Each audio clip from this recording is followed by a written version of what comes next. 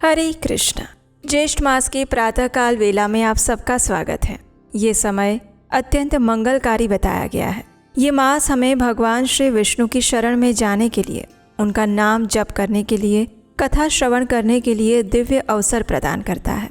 जो भी भक्त इस समय को श्रद्धा और भक्ति के साथ श्री हरि के पूजन में व्यतीत करते हैं, उनके जीवन के सभी दुख दूर होते हैं, मन को शांति प्राप्त होती है और घर परिवार में सुख और समृद्धि का सदैव वास रहता है। इसी विचार के साथ चलिए आज की ज्येष्ठ मास कथा आरंभ करते हैं। आइए आज की कथा का श्रवण करते हैं। मनसा ध्यायन् विष्णुं त्यजन् प्राणान् विमुच्यते साक्षात् कृतो भगवतः किं चित्रं मुक्तिमेति यत्। अर्थात मन से भगवान विष्णु का चिंतन करते हुए अगर मनुष्य प्राण त्याग करता है तो वो भी मुक्त हो जाता है। तो फिर जिसने साक्षात भगवान का दर्शन कर लिया वह मुक्ति प्राप्त कर लेता है, तो इसमें क्या आश्चर्य है। और ये बात जैमिनी ऋषि कहते हैं। ऋषि जैमिनी ने कहा, मनुष्य जिनका नाम लेकर सभी पापों से मुक्त हो जाता है, उन्हीं के दर्शन करने पर क्या मोक्ष दुर्लभ होगा? कभी नहीं। पुरुषोत्तम क्षेत्र की महिमा अपार है। ये क्षेत्र अज्ञानियों को भी मुक्ति देने वाला है। तो फिर जो सदैव शांत, वैराग्य और ज्ञान से संयुक्त रहते हैं, ऐसे मनुष्यों के लिए तो कहना ही क्या।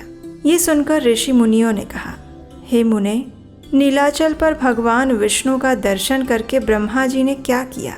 इसका उत्तर देते हुए जैमिनी ऋषि ने कहा, हे ऋषिगण, पुरुषोत्तम क्षेत्र का अत्यंत अद्भुत महात्म्य देखकर ब्रह्मा जी जब तक भगवान विष्णु का ध्यान करते रहे, तब तक पितरों के स्वामी यमराज भी अपने अधिकार के संकुचित होने से व्याकुल होकर दीन भाव से नीलाचल पर्वत पर आ गए।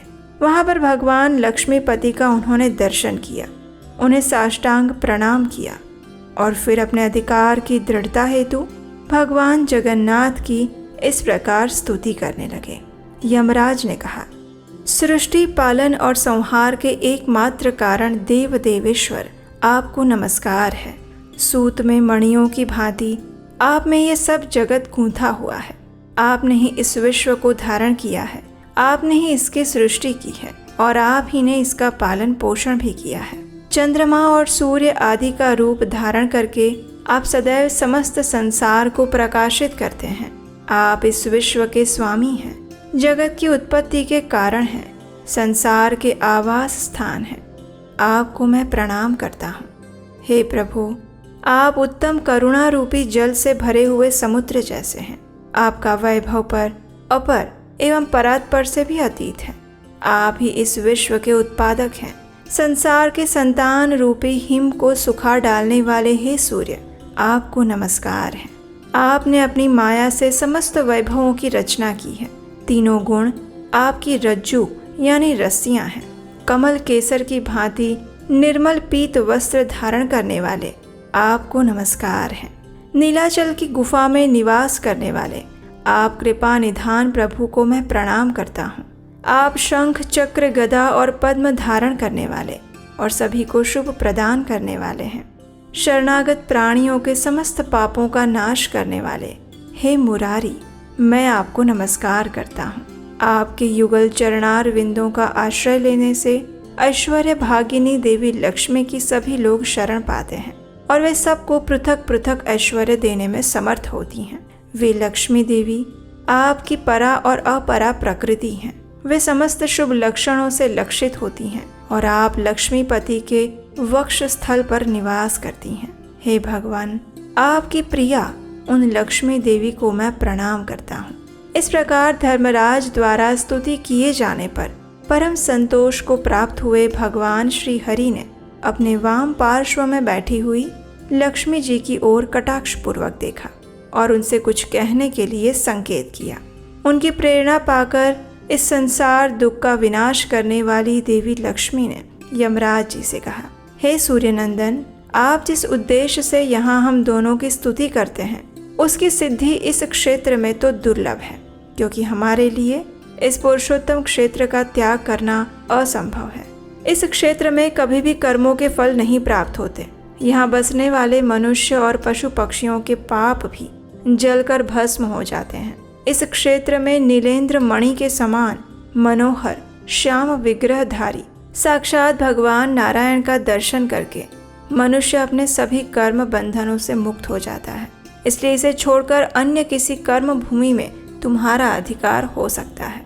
जो तुम्हारे भी प्रपितामह हैं वे ब्रह्मा जी इस क्षेत्र का महात्म्य जानकर भगवान गदाधर की स्तुति करते हैं। इसीलिए जो भी प्राणी यहाँ निवास करता है वो तुम्हारे वश में जाने योग्य नहीं है। हे वैवस्वत, यहाँ जीवन मुक्त और मुमुक्षु पुरुष ही निवास करते हैं। लक्ष्मी देवी द्वारा इस प्रकार समझाने पर लज्जा से विनीत होकर यमराज जी ने कहा, हे सुरेश्वरी, आपने जो ये कहा कि ये क्षेत्र भगवान विष्णु के सानिध्य से मोक्ष देने वाला है, वो बात ठीक है।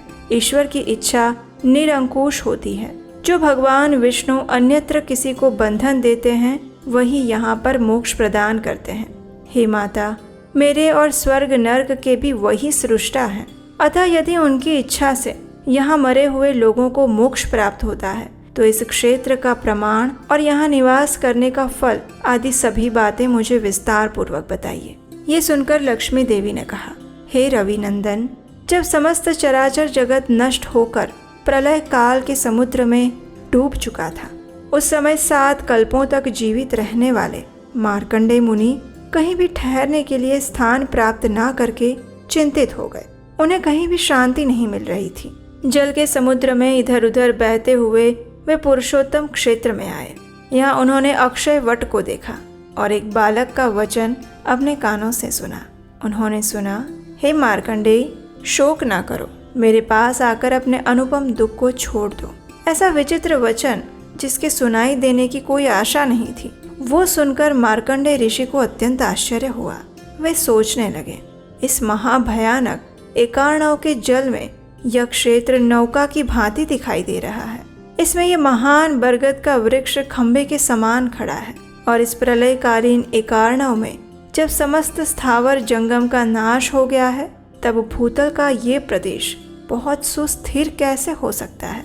और मार्कंडेय आओ, ऐसा स्नेह और आग्रह युक्त वचन मुझे आखिर कहाँ से सुनाई दे रहा है। इस प्रकार सोचते हुए जल में तैरते हुए मार्कंडेय जी ने शंख चक्र गदा हाथ में लिए भगवान विष्णु को और उनके हृदय कमल के आसन पर बैठी हुई मुझ लक्ष्मी को भी देखा। उस समय उनका चित्त प्रसन्न हो गया। फिर उन्होंने हम दोनों को साष्टांग प्रणाम किया। फिर भगवान विष्णु को प्रसन्न करने के लिए वे इस प्रकार उनकी स्तुति करने लगे। ऋषि मार्कंडेय ने कहा, हे दया सागर, आज आपके चरणार विंदों की सेवा का प्रसंग पाकर मैं रुद्र, इंद्र और ब्रह्मा जी के समान वैभव संपन्न हो गया हूँ। आज तक सब और संताप उठाता रहा। प्रभु, अब अपनी शरण में आए हुए मुझ दीन की रक्षा कीजिए। आपके युगल चरणार विंद अचिंत्य शक्ति से संपन्न और कल्याण की प्राप्ति के प्रधान कारण हैं और इसीलिए ब्रह्मा आदि देवता सदैव उनकी परिचर्या में लगे रहते हैं। मैं तो भक्ति और भाव से हीन और दीन मनुष्य हूँ। हे दया सिंधु, कृपया मेरी रक्षा कीजिए। ये संपूर्ण ब्रह्मांड जिनके अंग से उत्पन्न हुआ है और ऐसे कोटि कोटि ब्रह्मांड जिनमें स्थित प्रतीत होते हैं, जिनके लीला विलय से सबकी सृष्टि पालन और संहार होते हैं, वे आप ही परम भगवान विष्णु हैं। हे भगवान, मुझ अत्यंत दीन की रक्षा कीजिए। जिस प्रकार एक ही सुवर्ण, कड़े और कुंडल इत्यादि के भेद से अनेक सा प्रतीत होता है, अथवा जिस प्रकार आकाश में उदित एक ही सूर्य आधार की विषमता से विषम प्रतीत होने वाली अनेक जल राशियों में प्रतिबिंबित होकर अनेक रूपों में प्रतीत होता है, उसी प्रकार आप एकमात्र निर्गुण सगुण परमात्मा ही भिन्न भिन्न शरीरों में प्रवेश करके अनेक जैसे प्रतीत होते हैं। हे अपार शक्तिशाली परमेश्वर, आप सब प्रकार की समस्त इच्छाओं से रहित और ग्रहण तथा संकल्प से शून्य हैं। हे सर्वव्यापी जगन्नाथ, मेरी रक्षा कीजिए। मैं संसार समुद्र में डूबा हुआ हूँ। हे गोविंद, अपनी कृपा कटाक्ष पूर्ण दृष्टि से मेरी ओर देखकर इस भावसागर से मेरा उद्धार कीजिए। इस प्रकार स्तुति करते हुए ब्रह्मर्षि मार्कंडेय को कृपा दृष्टि से देखकर भगवान नारायण ने इस प्रकार कहा, हे विप्रवर, मेरे तत्व को न जानने के कारण ही तुम अत्यंत दीन हो रहे हो। तुमने अत्यंत दुष्कर तप का अनुष्ठान किया है, लेकिन उससे केवल दीर्घजीवी हुए हो। हे महामुने, इस कल्पवट के ऊपर पत्ते के दोने में सोए हुए उस बाल स्वरूप को देखो। वो सबका काल रूप है। उसके फैले हुए मुख में प्रवेश करके वहाँ सुखपूर्वक रह सकते हो। भगवान के ऐसा कहने पर मार्कंडेय जी का मुख आश्चर्य से चकित रह गया। उन्होंने वृक्ष पर चढ़कर भगवान के बाल रूप को देखा और उसमें प्रवेश किया। अंदर जाने पर उन्होंने 14 भुवन देखे।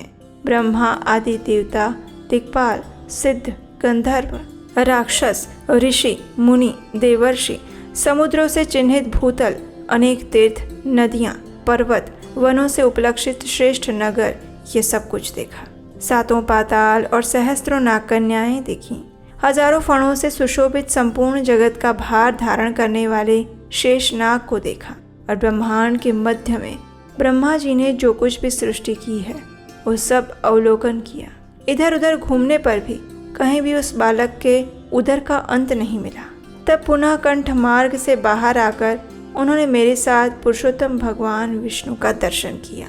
श्री भगवान ने कहा, हे मुने, ये विचित्र क्षेत्र मेरा सनातन धाम है, ऐसा ही समझो। यहाँ ना सृष्टि है, न प्रलय है, न संसार का बंधन है। सदैव एक रूप से रहने वाले मुझ मोक्षदायक पुरुषोत्तम को यहाँ विद्यमान जानकर इस क्षेत्र में प्रवेश करने वाला पुरुष घन आनंद स्वरूप होकर पुनः गर्भ में नहीं जाता। भगवान की ऐसी बात सुनकर ऋषि मार्कंडेय ने कहा, हे प्रभु, मैं यहाँ पर निवास करूँगा। हे पुरुषोत्तम, मुझ पर कृपा कीजिए। भगवान श्री हरि ने कहा, हे ब्रह्मर्षि, इस मोक्ष साधक क्षेत्र में मैं प्रलय की समाप्ति पर्यंत रहूँगा। प्रलय के अंत में तुम्हारे लिए यहाँ सनातन तीर्थ का निर्माण करूँगा, जिसके तट पर तपस्या करके मेरे द्वितीय शरीर शिव की आराधना करते हुए तुम मेरी कृपा से मृत्यु को निश्चित रूप से जीत पाओगे। इस प्रकार पहले से वरदान प्राप्त किए हुए मार्कंडेय ऋषि ने वट के वायव्य कोण में भगवान के चक्र से एक कुंड खोदा और उस पवित्र कुंड में रहकर भारी तपस्या से भगवान महेश्वर की आराधना की और फिर उन्होंने मृत्यु को अनायास ही जीत लिया। उन्हीं मार्कंडेय जी के नाम से यह कुंड प्रसिद्ध हुआ है, जिसमें स्नान करके मार्कंडेश्वर शिव का दर्शन करने से अश्वमेघ यज्ञ का फल मिलता है। यह पुरुषोत्तम क्षेत्र 5 कोस तक तो समुद्र के भीतर स्थित है और 2 कोस तक उसके तट की भूमि पर विद्यमान है। यह प्रदेश अत्यंत निर्मल, सुनहरी बालुकाओं से व्याप्त और नीलगिरी से सुशोभित है। वे जो भगवान विश्वनाथ शिव हैं, साक्षात नारायण स्वरूप हैं। वे भगवान जगन्नाथ की उपासना करने के लिए समुद्र के तट पर निवास करते हैं। यमराज के दंड का भय नष्ट करने के कारण उनका नाम यमेश्वर पड़ा है और उनका दर्शन करके तथा पूजा करने से कोटि कोटि शिवलिंगों की पूजा और दर्शन करने का लाभ मिलता है। तो ये थी आज की ज्येष्ठ मास की विशेष कथा। हमें आशा है कि ये कथा आपको अच्छी लगी होगी। अगर ऐसा है तो इसे लाइक कीजिए, शेयर कीजिए और चैनल को सब्सक्राइब कीजिए। और हम आपसे मिलेंगे इसी कथा श्रृंखला की अगली कड़ी के साथ कल प्रातःकाल। हरे कृष्णा।